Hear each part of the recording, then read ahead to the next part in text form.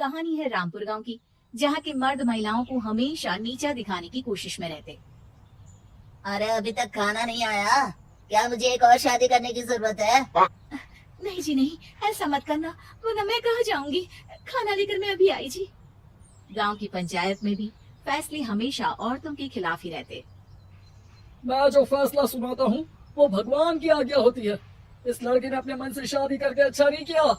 लड़के को घर भेज दो और इसकी शादी इसकी जाति की किसी लड़की से करवा दो, लेकिन ये लड़के, इसे तो गांव के बाहर निकाल दो। नहीं नहीं जमींदार साहब, ये क्या बोल रहे हैं? ऐसा नहीं हो सकता। मेरी बेटी मासूम है, इसे अच्छे बुरे की समझ नहीं है। अरे कहाँ जाएगी ये बेचारी? कहाँ जाएगी? इतनी चिंता है तो पूरे परिवार का गांव निकाला कर देते हैं। बेचारे पूरे बसे बसाए परिवार को गांव छोड़ना पड़ता है। चाहे जो हो, अगर बेटियों को कंट्रोल नहीं कर सकते तो गांव में रहने का कोई मतलब नहीं है। यहाँ औरतों को दब कर रहना होगा। कोई भी अपने हिसाब से कुछ नहीं कर सकता, सब ईश्वर की मर्जी से ही होगा।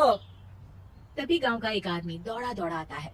सरपंच साहब, जमींदार साहब, वो कालिया है ना, उसकी बेटी पढ़ने के लिए शहर जा रही है। अच्छा, ये कब हो गया? और कालिया की हिम्मत कैसे हो गई ऐसा करने की? लेकर आओ उसे और उसकी बेटी को। बस फिर क्या था, हाजिर हो जाते हैं कालिया और उसकी बेटी सरपंच के सामने। और कालिया, ये क्या सुनने में आ रहा है? बेटी को इंजीनियर बना रहा है तू?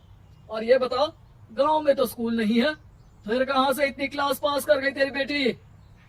राधा, जो कि कालिया की बेटी है, उसे लगता है कि सरपंच उसकी तारीफ कर रहे हैं। सरपंच जी, मैंने ऑनलाइन पढ़ाई की है, डिस्टेंस लर्निंग से। सभी में मैंने अच्छे नंबर पाए हैं, जिसे देखते हुए शहर की इंजीनियरिंग कॉलेज में मुझे स्कॉलरशिप मिली है।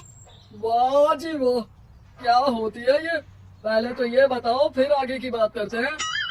पूरा गांव राधा की बात सुन रहा था और राधा बोलती जा रही थी। तो ऐसे मैं फ्री में एक अच्छी शिक्षा लेकर गांव में जो कुछ परेशानियां हैं, जैसे बिजली, पानी और इंटरनेट जैसी समस्याओं के लिए काम करूंगी। मैं गांव को शहर से जोड़ने के लिए पुल का निर्माण करवाने का प्रस्ताव रखूंगी।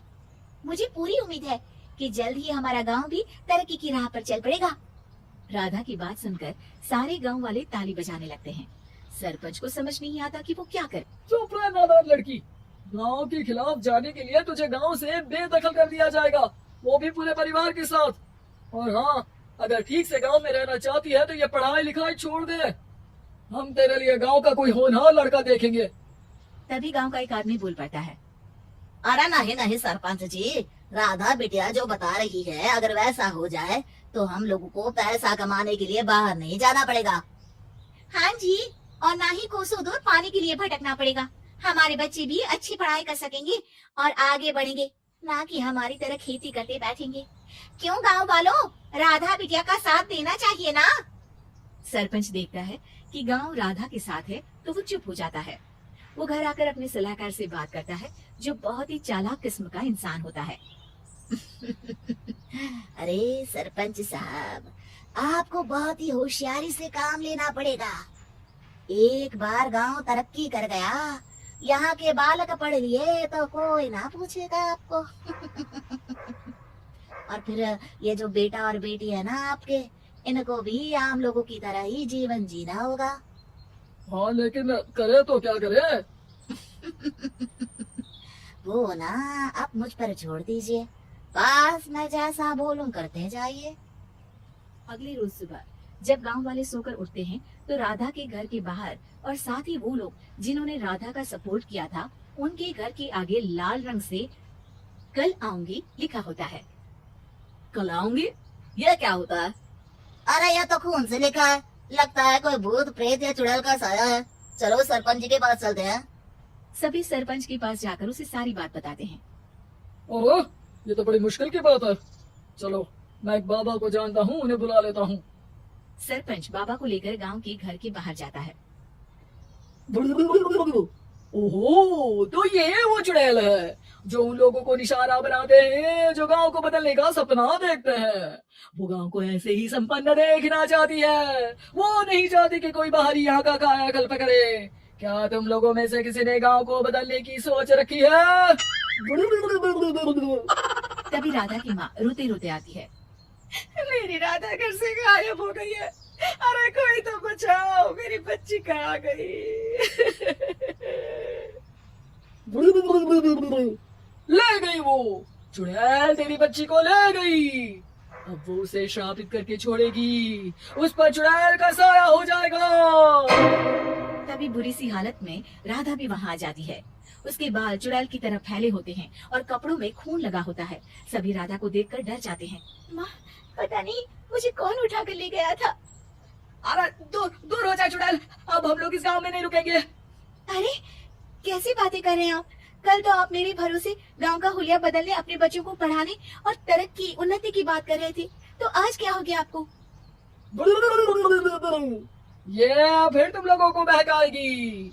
ये चुड़ैल गांव में आ चुकी है, ऐसे ही ये तुम्हारे घर के बच्चों को भी ले जाएगी। गांव वाले राधा को गांव से बाहर निकाल देते हैं। उसके माँ बाप रोते रहते हैं, लेकिन गांव वाले नहीं मानते।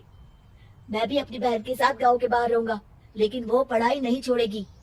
वहीं सरपंच के घर पर सलाहकार कहता है, देखा, सांप भी मर गया और लाठी भी नहीं टूटी। लेकिन अगले ही दिन सरपंच के घर के बाहर भी वही शब्द लिखे होते हैं। और फिर सरपंच की बीवी कहती है, हमारी बेटी को किसी ने अगवा कर लिया है। तभी राधा का भाई वहाँ आ जाता है। अरे गांव वालों, मैंने सरपंच जी की बेटी को देखा था, वो चुड़ैल उसे उठाकर ले जा रही थी। अरे क्या मजाक कर रहे हो? नहीं नहीं सरपंच जी, आप नहीं जानते, वो चुड़ैल अब आपकी बेटी में आ जाएगी, जैसे राधा के अंदर आ गई थी। तभी सरपंच की बेटी वैसी ही हालत में वहाँ आती है जैसे राधा आई थी। पापा, पता नहीं कैसे मैं गायब हो गई थी। चुड़ैल, इसके अंदर भी चुड़ैल का साया है, मारो इसे। अरे नहीं नहीं, इसे भी राधा के पास गांव के बाहर ही भेज दो। अरे चुप रहो, मेरी बेटी कहीं नहीं जाएगी और चुड़ैल बुड़ैल कुछ नहीं होता है। अरे कैसे बात कर रहे हो सरपंच जी? आप तो बोल रहे थे कि आपका फैसला भगवान का ज्ञान होता है, तो अपने पर बात आई तो अब आप ऐसे बोल रहे हैं। अरे ना ना ना, आपको अपनी बेटी को त्यागना ही होगा। अरे बुलाओ बाबा को। राधा का भाई बाबा को ले आता है, जिसे अब गांव वालों के डर के कारण सच बोलना पड़ता है। मैं कोई बाबा नहीं हूँ, मैं तो मोची था। ये सलाहकार महोदय ने मुझे कहा था एक्टिंग करने को। अब वो मुझे पैसे देने वाले हैं। अब मुझे माफ कर दो। गलती हो गई, मुझे माफ कर दो। तभी वहाँ राधा आ जाती है। देखा सरपंच जी, जब गांव के बच्चे साक्षर होंगे तो आप जैसे लोगों की चालाकी नहीं चलेगी।